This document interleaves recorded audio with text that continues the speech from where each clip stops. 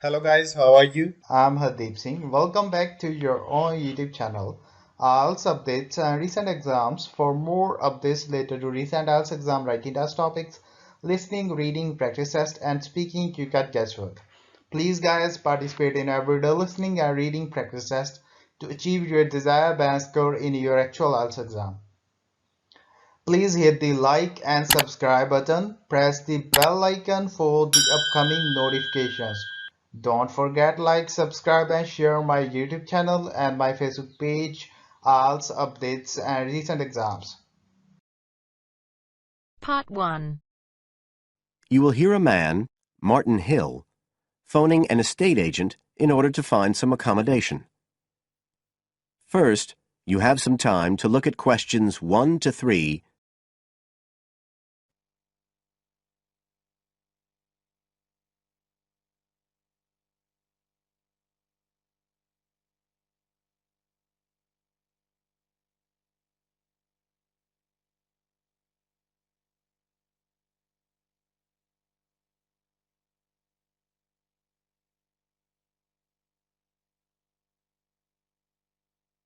Now we shall begin. You should answer the questions as you listen, because you will not hear the recording a second time. Listen carefully and answer questions 1 to 3.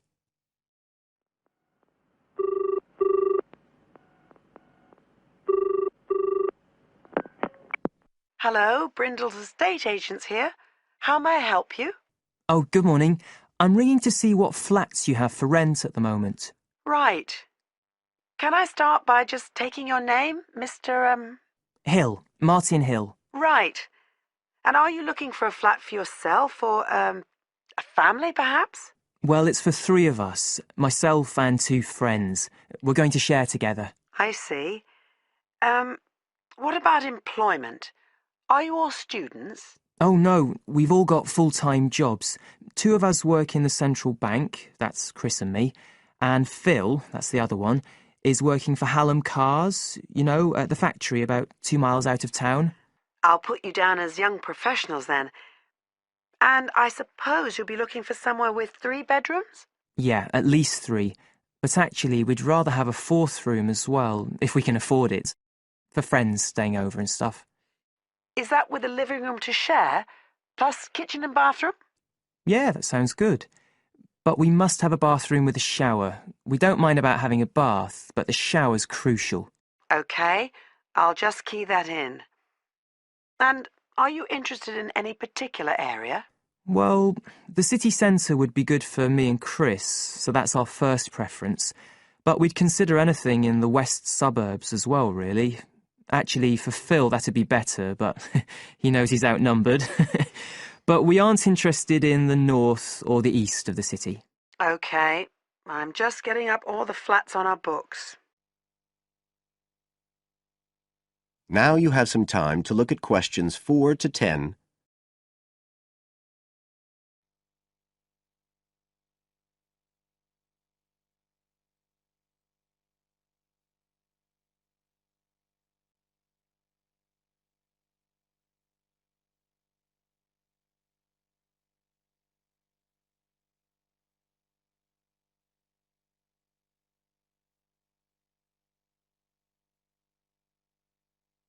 Now listen and answer questions 4 to 10.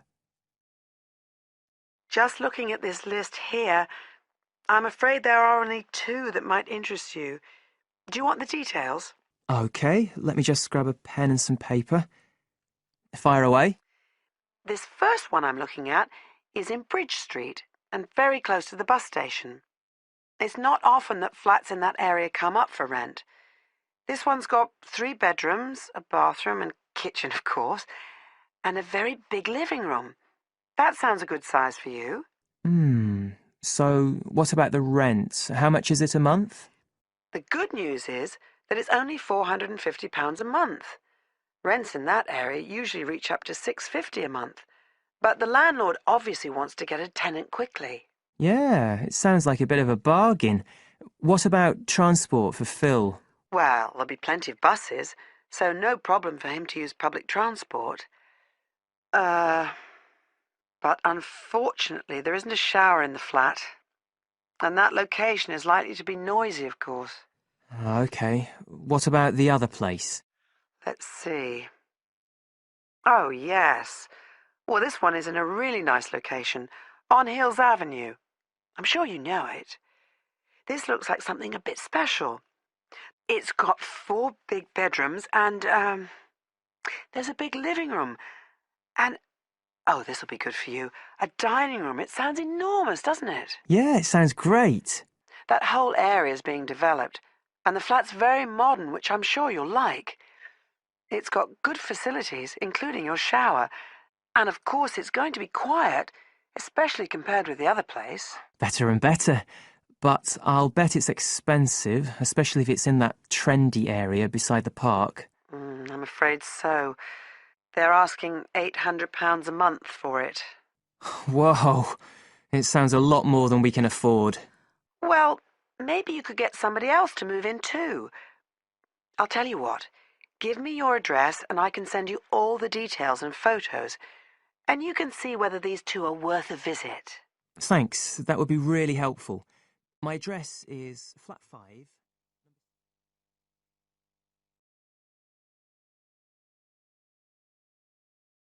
That is the end of part 1. You now have half a minute to check your answers.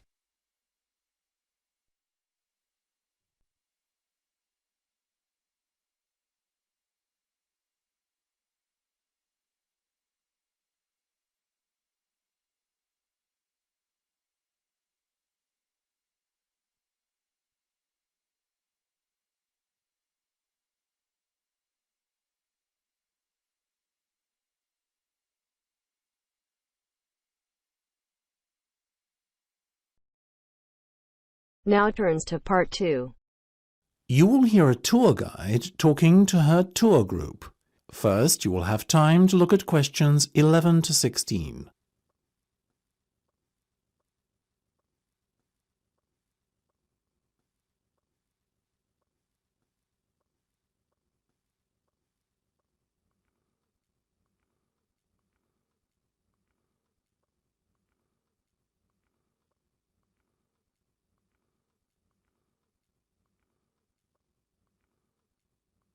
Now listen carefully and answer questions 11 to 16. We're approaching Gateman's house now, which is at the entrance to Lord Thundleberry's estate. The tour shall begin shortly, so I want to draw your attention to a few things on the map and remind everyone of the itinerary. First of all, we're going to head to the Lord's residence to view the inside of this beautiful 18th century building. After that, we've a short trip across the road to the Classic Car Centre.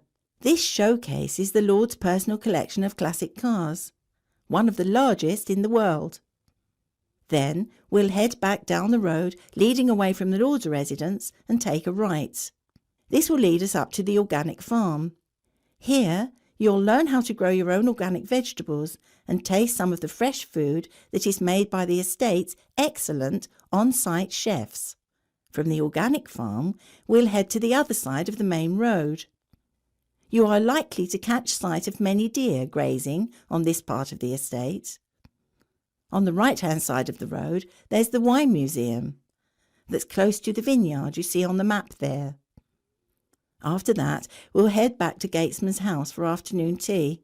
Once we've had some refreshments, we'll jump back onto the bus and drive a little way up the road to the estate library, which is on the right-hand side. The library has a huge collection of books, so you are sure to find something of interest there. Next, we're on to the old mill, which is just a little way up the minor road across from the library. Finally, we'll continue on up the minor road until we come to the Great Waterfall. This is a spectacular feature of the estate and one of the largest man-made waterfalls in the British Isles. It won't fail to impress, I can assure you. Before you hear the rest of the discussion, you have some time to look at questions 17 to 20.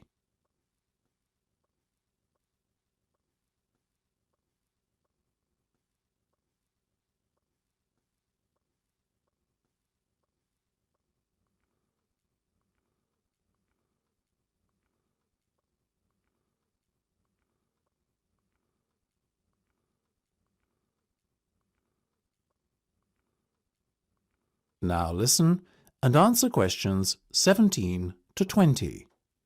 Now, I just have a few guidelines to outline before we embark on our tour. First of all, please bear in mind that this is the private residence of the Lord, and it is a privilege to be shown around the estate. The estate is only open for pre-arranged visits. I would ask all of you to be on the best possible conduct and keep noise levels down in consideration of the people who live and work here. This is, after all, a fully functional estate and the main residency of Lord Thundleberry himself. Please refrain from wandering away from the main tour party. Areas of the estate which have restricted access should not be trespassed under any circumstances.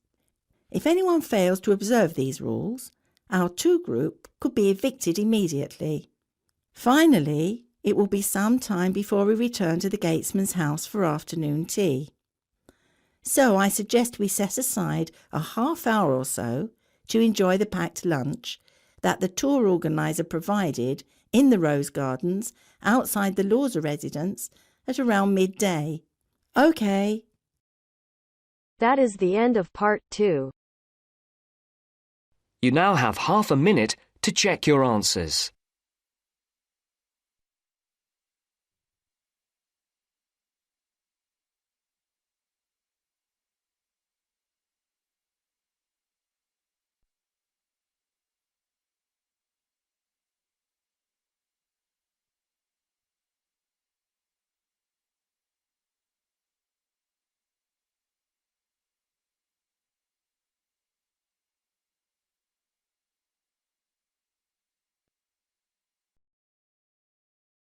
Now turns to part 3.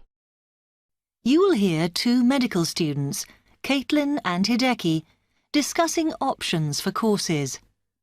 You now have 15 seconds to read questions 21 to 23.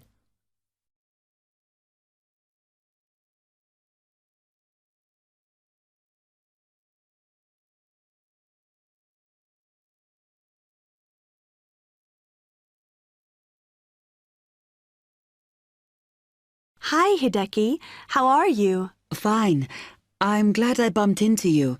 Have you got 5 minutes to sit down and discuss our extra course options for next term? Yeah, sure. You mean the support courses for our modules? Yes. We've got 3 choices, and I'm not sure which would be best for us to do. Let's have a look. Yeah, we could do science and ethics. Sounds quite interesting. Yes, but I think we should be thinking what we get out of each course. So, science and ethics, there's a lot of reading and research to do. And I don't think it comes up in the exams, does it? I'm not sure. Oh, I see we have to do assignments and we get our score from that. But what it would do is to force us to get better at doing essays and reports. You know, organizing them and using the right kind of language. Might be worthwhile. Yeah, you're right. An alternative is the pharmacology prelim course. Oh. I think it's in case we want to go on to transfer to pharmacology at the end of the year, because lots of students do. So it depends what we want to do in the future. But apparently, they send you off to find out about various companies and the differences between their products. It would give you lots of practice in investigative studies and analysis. I think I'd quite enjoy that. Yes, I see your point. Then the other option is reporting test results. Sounds a bit boring. Not sure why they have a separate course just for that. Well, I could certainly do with some help in that. Because if you go out into industry, that's what you'll spend most of your time doing. So it's got a very practical application. I think I'm going to go for pharmacology. Me too. You now have 30 seconds to read questions 24 to 30.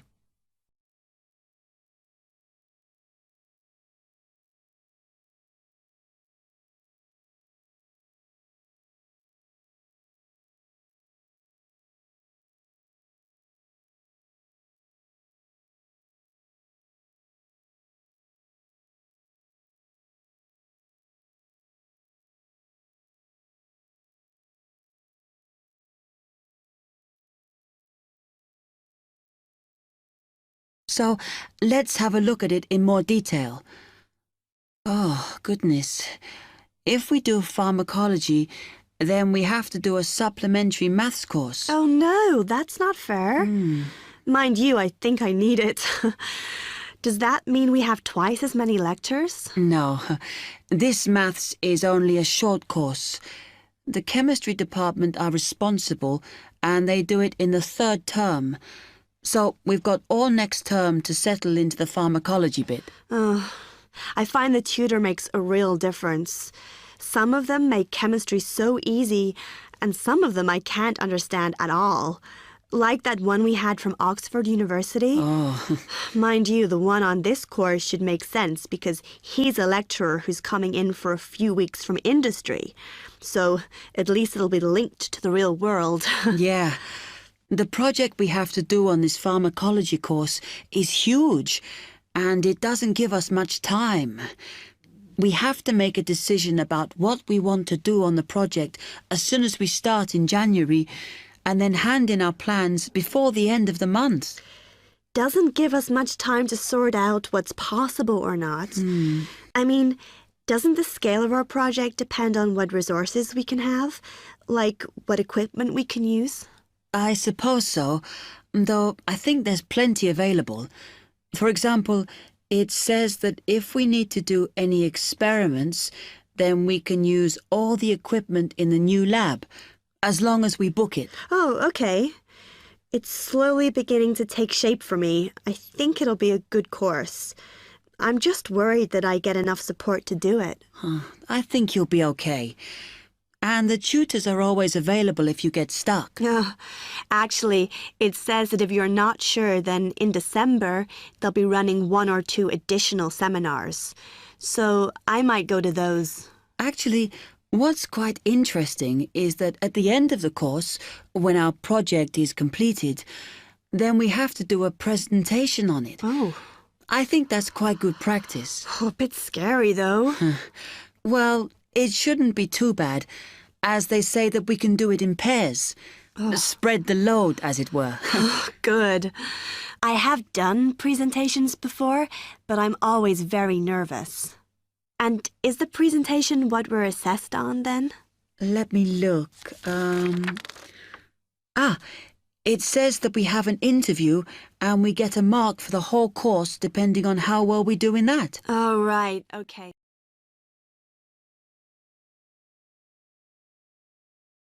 That is the end of part 3. You now have half a minute to check your answers.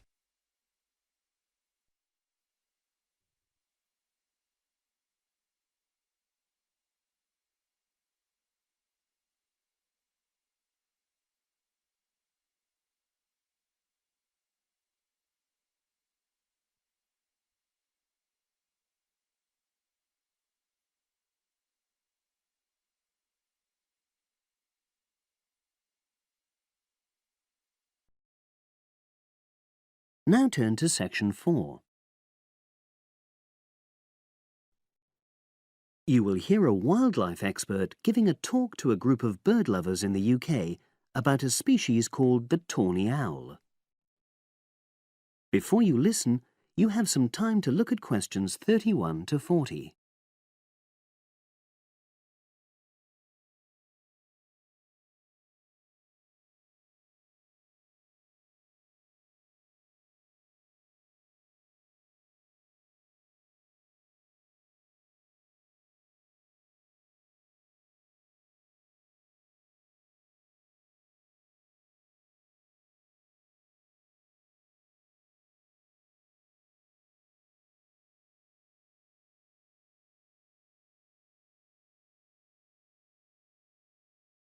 Now listen and answer questions 31 to 40.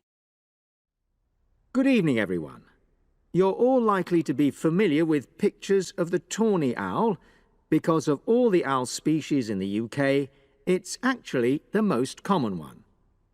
But the chances are that you're more likely to have heard one than actually seen one, as it's also strongly nocturnal. This means that it normally ventures out at night. So, what kind of habitat does the tawny owl prefer? Well, a survey carried out in the 1980s confirmed that this owl is most likely to be found in woodland. If you look at a map of tawny owl distribution across Britain, you'll only see gaps in the treeless marshy areas of eastern England and in some of the more upland parts of northwest Scotland. However, you can sometimes find populations of tawny owls in urban areas too, either in parks or in large gardens. The tawny owl shows some obvious adaptations to its natural habitat. For example, both its wings and its tail are short, which helps it to maneuver through the trees. Also, the bird's plumage is a mixture of brown and grey, and this provides suitable camouflage for when the owl perches up against a tree trunk. Then there are its large eyes. The tawny owl's visual capacities are considerably better than those of humans, and although it can't see in complete darkness, it's sufficiently well equipped to be able to navigate its way around woodland on all but the most overcast nights. Another factor that contributes to the tawny owl's success as a hunter is its excellent memory of the layout of different areas. If you combine this ability with the owl's strongly territorial and sedentary nature, most populations of tawny owl are sit-and-wait predators, you realize that it has a good opportunity to predict where prey might be found. Finally, as well as having large eyes, the owl's sense of hearing is excellent, and this helps it to locate potential prey as it sits on its perch.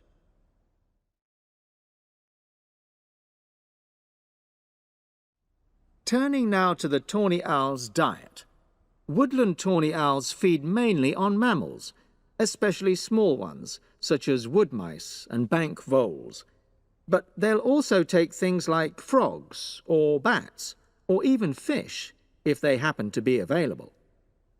In urbanized landscapes, the owls seem to prey more on birds.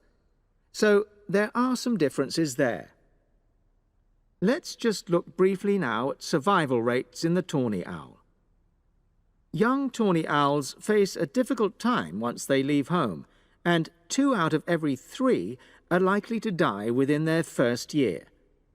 So, with such high mortality levels, it's a good job that established breeding pairs can produce young over a number of seasons and maximize their chances of passing their genes on to the next generation of owls. I've already mentioned the sedentary nature of the tawny owl, but it's not just adult tawny owls that are sedentary in their habits. Young birds, dispersing away from where they were born, rarely move far. The average distance is just 4 kilometres. There also appears to be some reluctance to cross large bodies of water. The owl is absent from many of the islands around our shores, with only occasional sightings in Ireland and the Isle of Wight off the south coast of England. Right, well, now I'll show you some photographs that have been taken in 1 or 2 of the...